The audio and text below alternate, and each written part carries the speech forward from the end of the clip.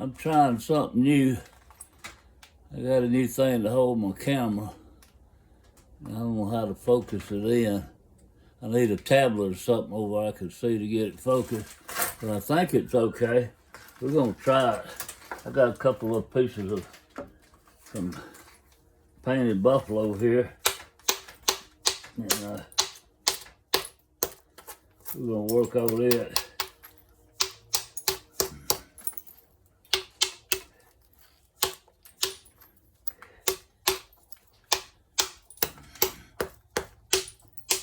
I'm just trying to break the square edges off right there. I'm gonna walk you through it in a minute.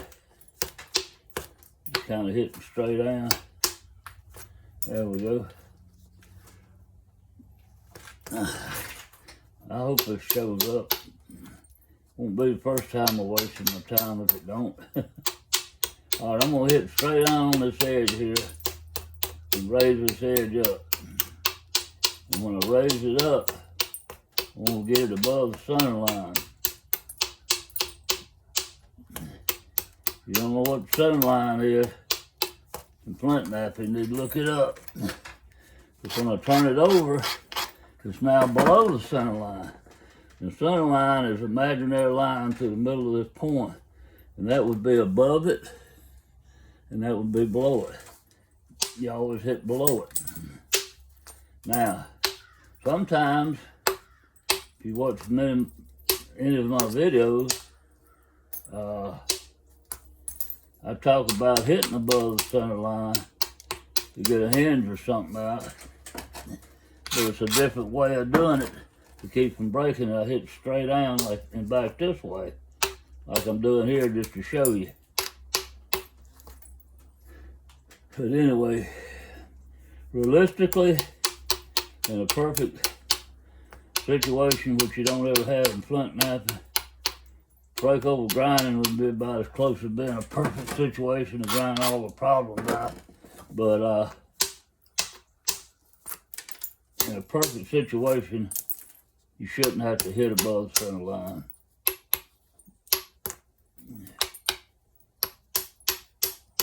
You wouldn't have a hinge or something to try to get out.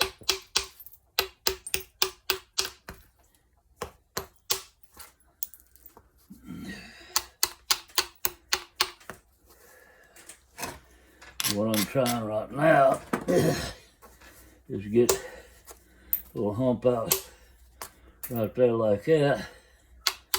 Come in here.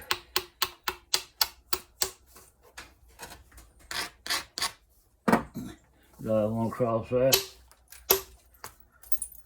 I'm about to chip through all of my patterns on this thing.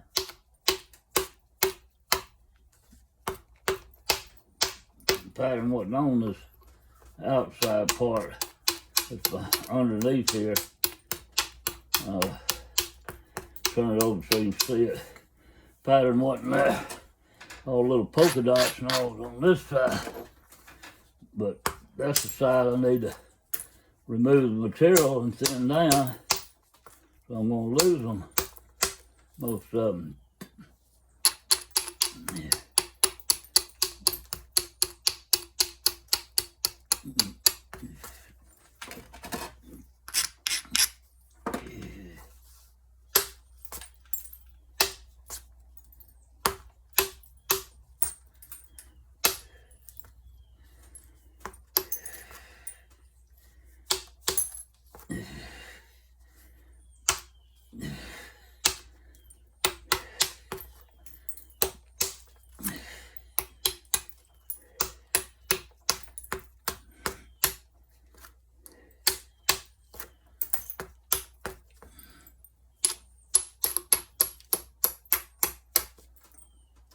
There we go.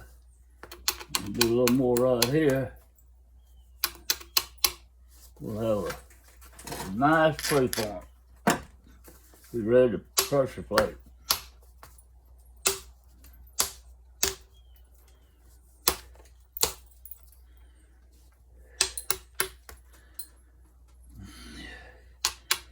A couple of thick places. Let's see if I can get out.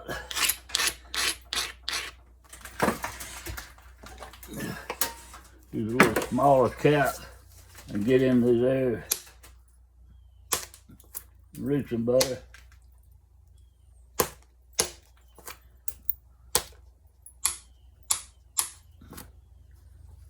I did what I said I'd do.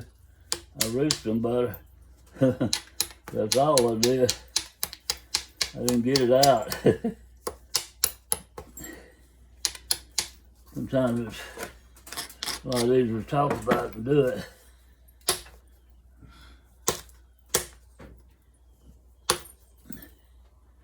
Yeah, I can pressure flake that out anyway. Don't worry about it.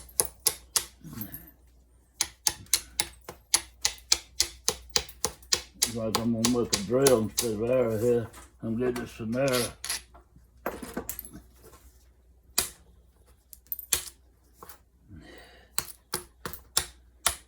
There we go. All that of pressure flake out. Put that up there. There's a pretty piece of Knife River flint. Come out of North Dakota, up through there. I love this stuff. I don't know if you can see the coloration translution, but it's more like root beer. And here's a piece of some flint that, well, I'm trying to think of the name of it. It's, people put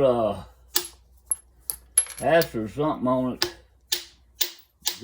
It's banded to bring the colors out. And this is something that's not banded. This is a higher grade of it. And it comes from out west, around Colorado, Montana, somewhere out in there.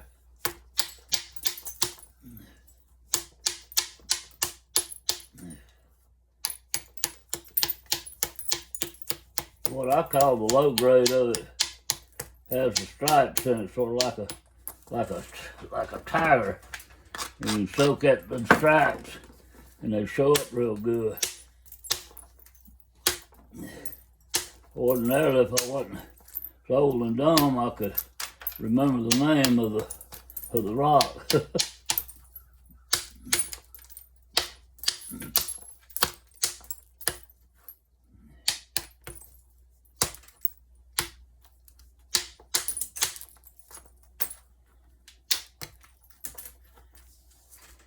I like this high grade stuff.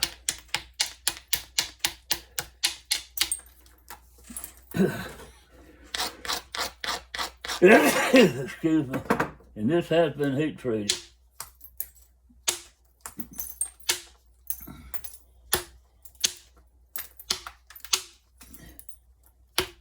And I don't have any more of this. And I don't know how to get any more of it. I had a friend, but you're not gonna believe this probably, that lived in Kentucky. And he would get me this every elk season.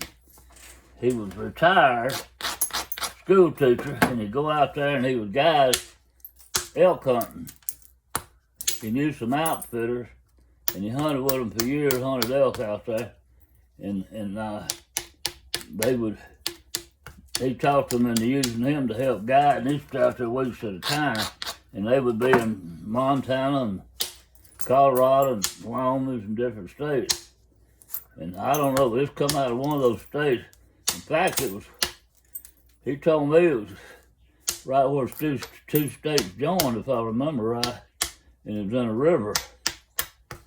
And man, I fell in love with it. I never will get, the first time I got some of it, I was showing at DC Waldorf, and I'd heat treated it, and it was translucent like this and glassy, and he just had a fit over it, man. And we made a name up for it. Who knows what we called it? Too much water on the bridge, remember that little thing? I bet DC could tell me. I don't think he forgets too much.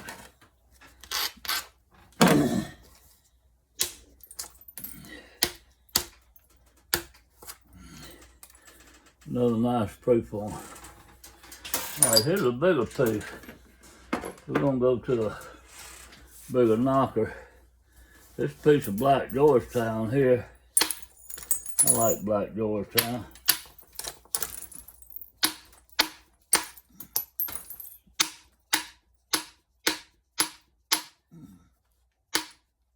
Well, can't hit the right angle. There we go. Now I'm hitting it.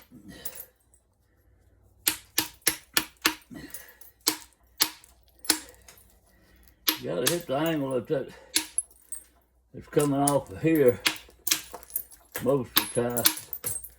And that was a weird angle. I just couldn't get adjusted to it. Still having trouble with it. There we go. Change it up like that. Make it steeper.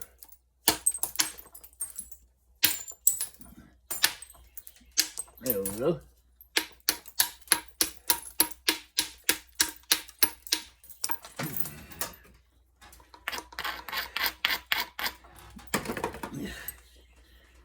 And I'll tell you what, that thing when it get caved in like this, you gotta hit right on that edge.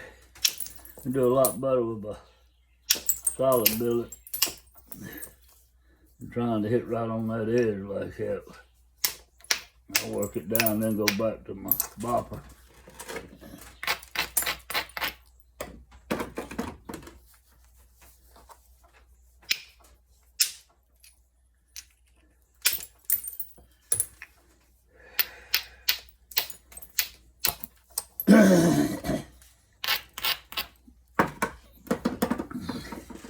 I come straight across there.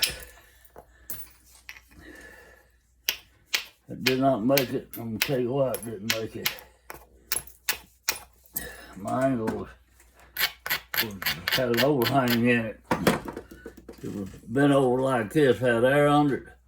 And when I hit, I didn't get high enough up in the flake dough and all this thick mass here, and it wasn't strong enough to plow up under it. So now I got to come over here and try to come across it like this and take it out. Also, I can come this way, take it out like that.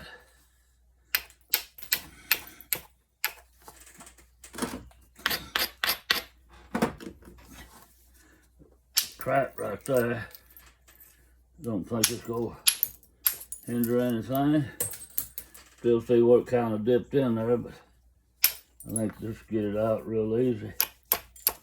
Up through here. Get it set up right.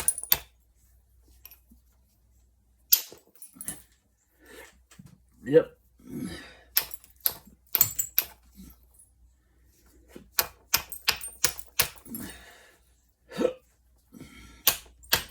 I'm trying to get the hiccups. I don't think I've eaten anything in a while. Maybe that's what it is. Well, I remember my father-in-law had hiccups one time. He didn't have to go to the doctor, man. He couldn't sleep. Them things drove him absolutely crazy. They lasted for a long time.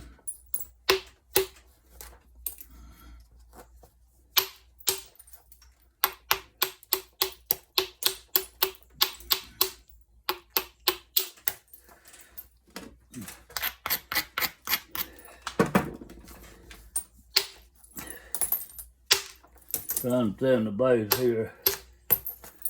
Did a real good job on it.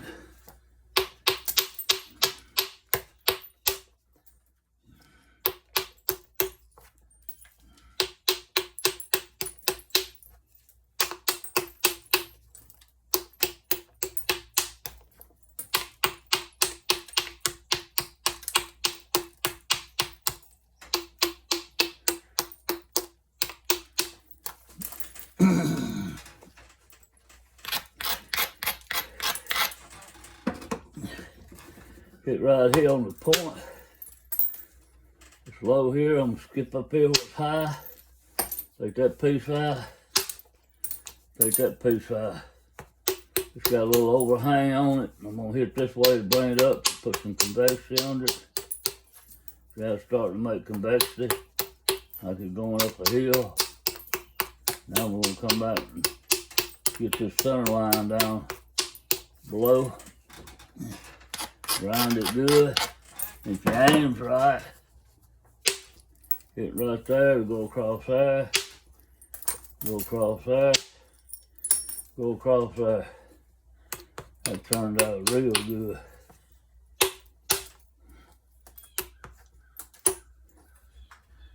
That's looking good, good, good. Now we're gonna come back. This is the mess up here. We got a perfect little platform to hit on right here. Take this out. Look at that. Now we're gonna come right here. Got a perfect little platform right there. On the point. If you're not accurate, you don't feel comfortable doing that, hitting on that point like that, afraid you miss it, break it off. That's what indirect percussion's good for, because you got it sitting right on that perfect when you hit it. All you gotta do is get your angle right. You don't have to worry about hitting wrong and breaking it because of that.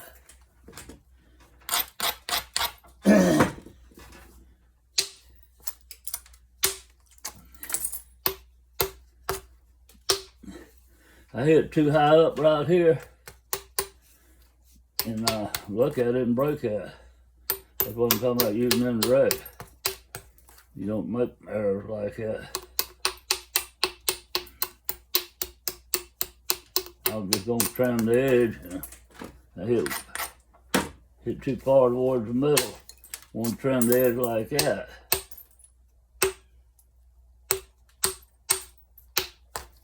And here again, I'm hitting right on this point.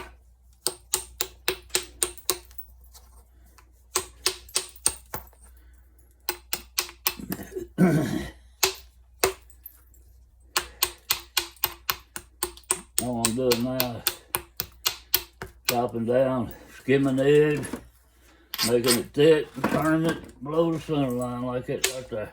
Hit on it.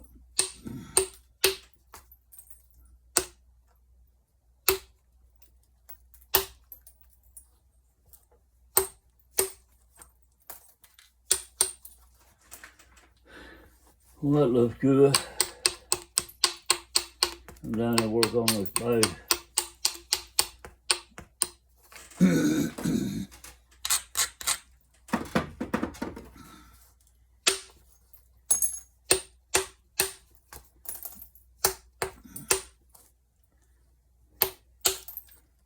I've said it a million times on here, I'm not a photographer.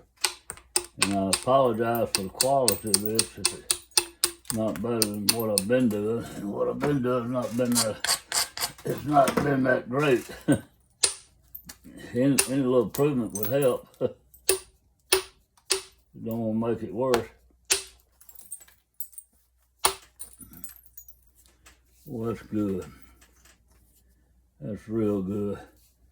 I'm gonna bring this point around this way and straighten this up.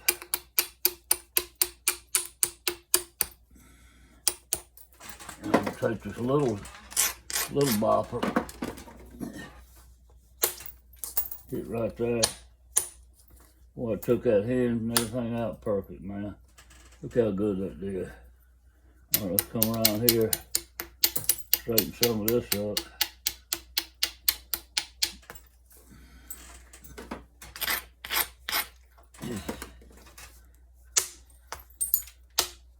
Wow.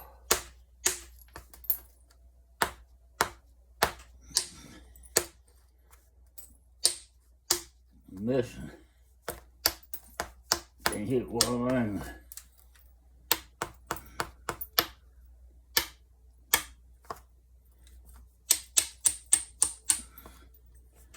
Well, that's good. That's great for a preform. I got one more crazy piece here. Took some fitting. It's got the gray in it, the gray stripes. I don't know what this is called, but I love it. I had one nodule of it, and I spalled it out, and I got like 3 knives out of it, and then a bunch of pieces this size. And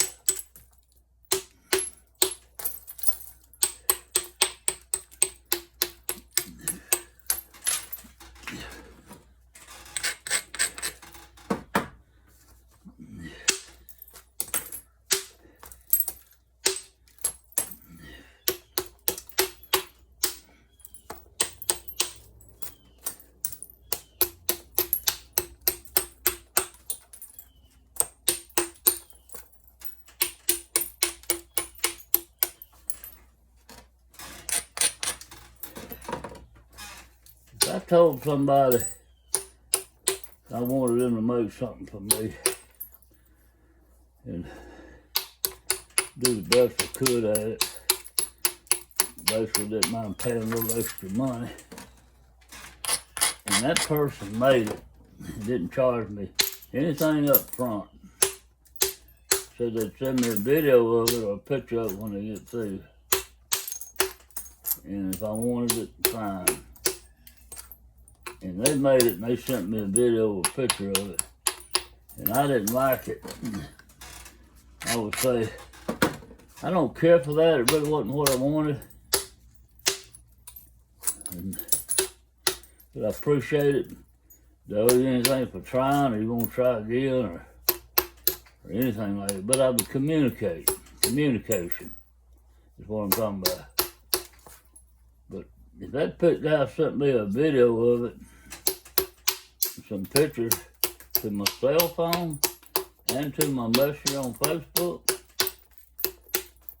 and I didn't answer him and totally ignored it, I don't think he'd be too happy with me or like me that much. Who knows? And somebody said, why would you do that? Because it's Christmas time coming, and I didn't need no deposit or nothing else from it, because I sold it within 5 minutes of putting it on Facebook. I knew I'd sell it fast because it's Christmas time coming. Everybody wants special presents. Now, if that'd been in May or June or July, that'd be a whole different ballgame. But I can't make the stuff like I used to could. Not near as fast. I used to get Christmas orders for a pile of knives 2 or 3 days before Christmas. I stayed up all night one time trying to get like 40-something knives made out and airmail them for next day delivery. Boy, I just broke that easy. It goes to show you when you're talking how easy you can break something. Anyway, sent it next day delivery, and so they could get it before Christmas, a company or something. And I can't do that no more. So I don't do big orders. I don't mind making 5 to 10 knives for Christmas presents. So that's why I wasn't worried about it, because I knew I could sell it real easy, whether he liked it or not. But at least he would have the decency to say, that was not what I was looking for. I appreciate your time you had involved in it.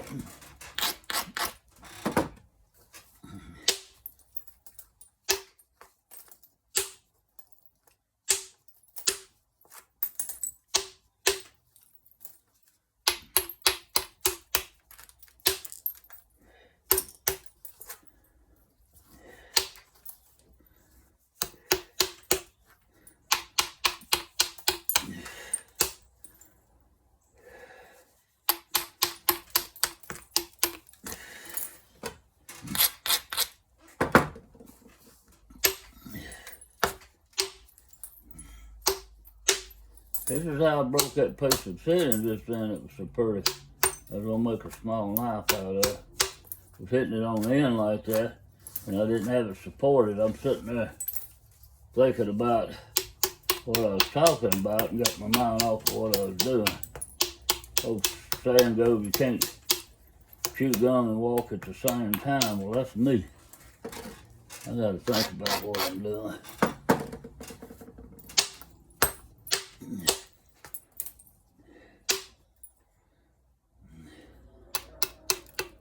This is some stuff from Florida.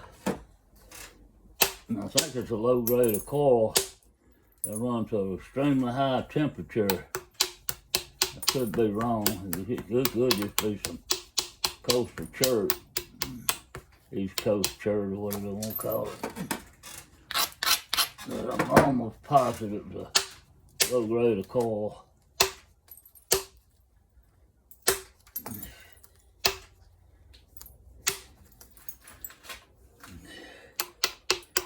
All right, if I can hit right here with the little one, run a flake across there like that, I'll be happy. There we go. Try to do this side a little bit, thin it down.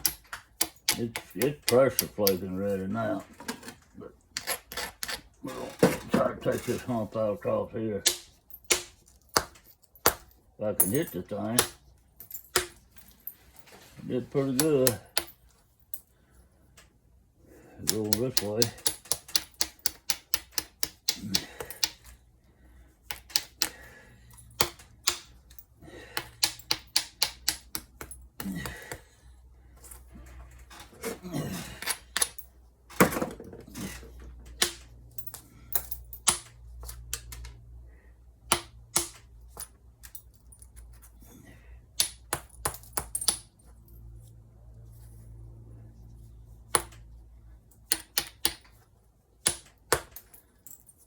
There we go.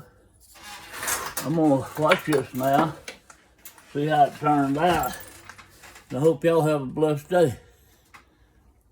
If I can get this phone out of this thing. There we go.